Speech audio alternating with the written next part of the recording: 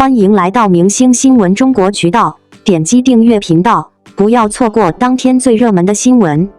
CCTV6 疯狂连播赵丽颖电影，网友笑称这是要承包整个周末，家人们谁懂啊？内娱周末档的卷王居然是 CCTV6，当其他平台还在靠红毯、美图、盛典八卦抢流量时，咱们六公主直接甩出王炸，连环播放赵丽颖主演电影，用实际行动演绎偏爱，无需隐藏，把观众的周末观影日程安排得明明白白。打开最新节目表，不难发现，六公主的赵丽颖专场诚意拉满。12月20日傍晚17点51分，先上《西游记》女儿国预热，看颖宝饰演的女儿国国王与冯绍峰版唐僧演绎跨世深情，奇幻特效加经典 IP 打底，直接把怀旧感拉满。这还不算完，此前更是轮番安排《向阳》《花乘风破浪》《浴火之路》等多部作品，从古装奇幻到现实题材，从喜剧温情到犯罪动作，覆盖多种风格，堪称赵丽颖电影宇宙小巡礼。最有意思的是，六公主对《向阳》《花》的爱恨情仇堪称大型双标现场。前脚刚请犯罪心理学教授锐评影片角色塑造浮夸为女权主义，把这部作品批得有点下不来台，后脚就把影片搬上荧屏，播出时收视率直接冲破2%，把同期综艺、电视剧按在地上摩擦。网友辣评：六公主这操作像极了嘴上吐槽闺蜜却忍不住反复刷她朋友圈的我，嘴上越狠，行动越宠。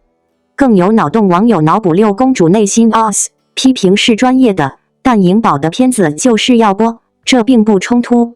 双引号，这场连播热潮也让网友们集体破防。有人狂喜追剧，本来周末在家无聊，六公主直接送上门的观影套餐，颖宝的不同角色连看，这幸福感谁懂？有人精准吐槽六公主的傲娇属性，别人追星靠打头，六公主追星靠排片，果然是内娱第一随性追星人。还有人趁机考古，重温《乘风破浪》里的小花，再看《浴火之路》里的荀子母亲，颖宝的角色跨度是真的大，电视剧女王闯电影圈的努力看得见。双引号，值得一提的是，六公主的连环投喂，恰好撞上赵丽颖缺席年末盛典的热议期。当其他明星在红毯争奇斗艳时，颖宝选择沉心拍戏，用作品说话，而六公主的连播安排，无疑是给这份作品至上的态度最强力的背书。网友调侃：别人靠红毯刷存在感，颖宝靠六公主刷排面，这才是顶流的正确打开方式吧。双引号，目前来看，六公主的赵丽颖专场还在持续输出中，至于后续会不会解锁更多她的作品，只能说一切皆有可能。毕竟谁能拒绝六公主的硬核偏爱，谁又能拒绝赵丽颖在大荧幕上的多样魅力呢？这个周末不如锁死 CCTV6， 看看六公主还藏着多少颖宝存货。这2天，不少观众在打开电视时都有一个相同的感受，怎么又是赵丽颖？CCTV6 电影频道接连播出她主演的多部作品，从不同题材、不同阶段的角色切换，让人几乎不用换台就能看完整个周末。于是网友半开玩笑的调侃：这是要承包整个周末了吗？玩笑背后其实也折射出一个事实，在电影频道的选片逻辑里，赵丽颖的作品确实有着稳定而扎实的观众基础。如果只是流量或一时热度，很难支撑这样的连续排播。电影频道向来更看重作品的完整度、主题表达和社会价值，而赵丽颖这些年在电影领域留下的角色，恰恰符合这种标准。她的荧幕形象并不浮夸，也不依赖噱头，而是靠情绪、细节和人物成长慢慢堆积出来的。这种表演方式，或许在短视频时代并不炸，却非常耐看，也经得起反复播放。当作品被一次次重播时，观众反而更容易看清一个演员真正的功底。从早期到近年，赵丽颖在电影中的变化其实非常明显。她不再局限于单一类型，而是不断尝试不同背景、不同命运的女性角色，有的朴素，有的坚韧，有的沉默，有的外放，但共同点在于真实。他并不急于证明我演得多厉害，而是让角色先站住，再让情绪自然流动。这种不抢戏的表演，在大银幕上尤其重要，也正是电影频道偏爱的气质。CCTV6 的联播安排，也在无形中完成了一次对比式观看。当观众在短时间内看到他多部作品时，会发现一个演员并不是靠外形或标签支撑，而是靠稳定输出的表演质量。角色之间有差异，却不割裂；情绪表达克制，却始终有力量。这种连续观看的体验，反而比单独看一部电影更能说明问题。它不是靠某一个角色红，而是靠长期积累让作品自己说话。而网友的调侃之所以充满善意，也说明观众并不排斥这样的重复出现。相反，在信息过载、内容良莠不齐的当下，能够在电影频道反复看到一个让人安心的演员，本身就是一种信任。观众知道，打开电视不会踩雷，不会被敷衍，也不会被空洞的表演消耗情绪。这种信任并不是宣传出来的，而是一部一部作品慢慢换来的。从更大的角度看，这样的现象也提醒我们重新思考好演员的标准，并不是话题越多，曝光越密就越成功，而是作品是否能在不同时间段、不同观众群体中反复被接受。电影频道的选择其实是一种非常直观的筛选机制，能被一播再播的作品，往往具备更长久的生命力。能被反复选择的演员，也往往拥有更扎实的职业底盘。对观众来说，与其纠结是不是承包周末，不如静下心来好好看一看这些作品。也许你会在某一个镜头里重新理解角色的选择，也许会在一次重播中发现之前忽略的细节。好的表演本就值得被反复观看，也值得被慢慢消化。最后，也想借这个话题和观众说一句，在追逐热闹和新鲜之外，别忘了给踏实创作的人多一点耐心。演员的价值从来不是靠一次爆点决定的，而是靠时间和作品共同证明。当我们愿意为认真表演停留，为好作品多看一眼，影视环境才会真正向更健康、更长远的方向发展。周末被承包也好，被投喂也罢，如果留下的是好作品和好角色，那这样的安排其实并不亏。王一博纠纷案尘埃落定，闹事者被判结果解气，但真正的考验才刚开始。从练习生到顶流，王一博用清醒与坚持证明，温和不代表软弱。面对谣言与侵权，他勇敢拿起法律武器，维权之路虽艰难，却展现了公众人物的担当与勇气。双引号，博一博，单车变摩托。这句话放在王一博身上再合适不过了。小的时候，他就自己挖掘出了自己的爱好。这份爱好虽然给他带去了很多高光，但也让他受尽了难以言说的苦。不过，公道自在人心，法律也不会让无辜的人白白被冤枉。近日，围绕在王一博身上的纠纷案终于判了。虽然判决的结果让人大快人心，但高兴的还有点为时尚早。虚惊一场。不久前，王一博在探索《心境2》中的一段不慎坠海的预告片段突然传遍了网络。之后，王一博徒手攀岩手滑坠海的话题迅速冲上热搜榜首。而这样的词条也导致一些网友误以为他遭遇了意外事故。一时间，社交平台上的相关讨论量不停地往上涨。但就在网友们的不安持续蔓延时，了解内情的网友出来科普了知识。原来这并非意外，而是极限运动中专业的深水抱石项目。在无任何保护措施的情况下，攀登者可以准备一个不会伤到自己的姿势直接落入水面，来避免更大的危险。而且更关键的是，节目组也配备了多名专业人员来陪同进行这项项目。从后期播出的节目也可以看出王一博没受什么伤。但就在这件事的热度还没完全消失的时候，王一博在节目中的一番话又引起了网友们的注意。他坦言演戏是自己的爱好，但爱好变成工作时就没办法去认真享受那个过程了。因此他表示自己需要休息一段时间，再重新找到演员的感觉。这句真诚的话语既道出了从业者的无奈，也展现了他对自己清晰的认知。对此，网友们纷纷给他点赞，年少成名，但又很清醒，支持他。在这个真真假假的时代，比起虚假的完美人设，王一博的清醒更让人喜欢。这份清醒不仅体现在对自身的规划上，更体现在他的每个方面。身正不怕影子斜。今年11月，一条王一博不续约月华的词条不仅登上了热搜，还将王一博与月华创始人杜化的关系推上了风口浪尖。而面对传闻，月华董事长杜化仅以荒谬二字简短回应。但这样的回应却并未平息争议，反而引起网友大规模吐槽。不过，面对外界的讨论，王一博没有陷入无休止的争议，而是将所有精力都投入到作品创作中。2021年，他主演的古装悬疑剧风起洛阳热播，在剧中饰演心思缜密、头脑聪明的百里弘毅，凭借细腻的演技将角色的成长演绎得淋漓尽致，以至于该剧不仅收视口碑双丰收，还成功走到海外，让更多人看到了中国古装剧的魅力。之后，他又在电影《长空之王》中饰演是非员雷雨。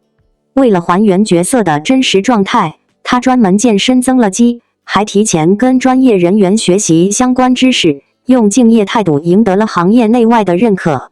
但在王一博专注于作品创作时，却遭受了一些莫须有的恶意。2023年3月，一名为韩寒 QVQ 的微博用户在网红评论欧发文，他声称自己与王一博发生关系后怀了孕，却被其抛弃并威胁。该网友的评论一出就迅速登上了微博热搜。好在王一博团队反应迅速，第一时间发布声明否认谣言，称其为恶意诽谤，并立即委托律师采取法律措施维权。随后事件很快出现反转，网友发现该用户所谓的亲密照是电视剧剧照，孕肚照和头像均为盗用他人素材，并且该用户在事发后也发布道歉声明，承认自己只是口嗨，并表示会注销账号。此次捏造的谣言风波虽以造谣者道歉落幕，但这并非王一博首次遭遇恶意。人善被人欺。早年，曾有私生饭获取了王一博的行程，并且在电梯里，私生饭们还拥挤着不停拍摄。面对王一博的多次制止，依旧不依不饶，最终逼得王一博忍无可忍而怒斥他们。事后有网友曝光，私生饭还在朋友圈晒出偷拍的照片和视频，并且他们不仅不认为自己有错，甚至还内涵王一博脾气大。